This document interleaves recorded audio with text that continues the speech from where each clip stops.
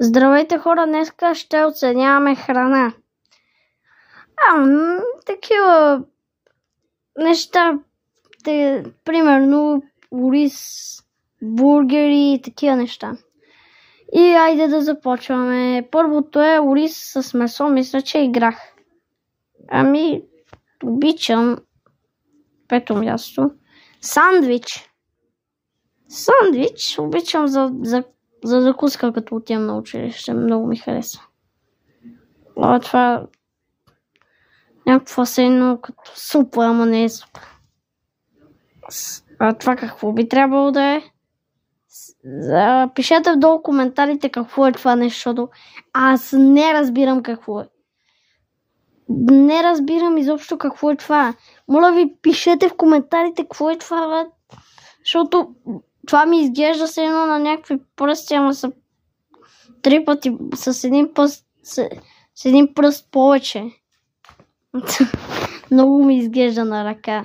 Само дето с един пръст плюс.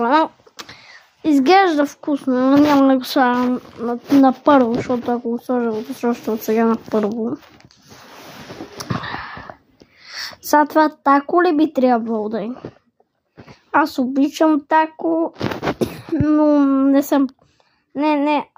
Аз дори не съм пробвал тако. Аз не знам дали съм пробвал тако или не съм. Мисля, че не съм, да. Сигурно не съм.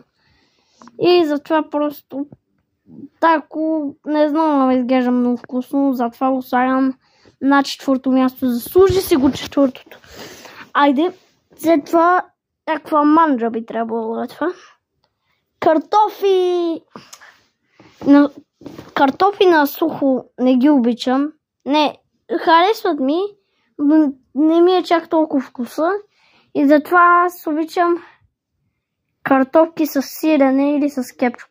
Ама, по принцип повече ми харесват с сирене. Кетчупа не ми е най-любимото нещо и затова използвам сиренето. Айде, и сега да продължаваме. 7. Салата! 6. Аз много обичам салата. Това би трябвало се едно като меню. И за първо място останаха икейските кюфтенца. Аз ги наричам така, де. И ако искате още такива видеа, искам да ми пишете в коментарите какво беше това, дето е на 8 място. И пишете коментар, лайкнете това видео и се абонирайте за канала ми. И това беше всичко от мен. Искам да ви кажа едно. Чао!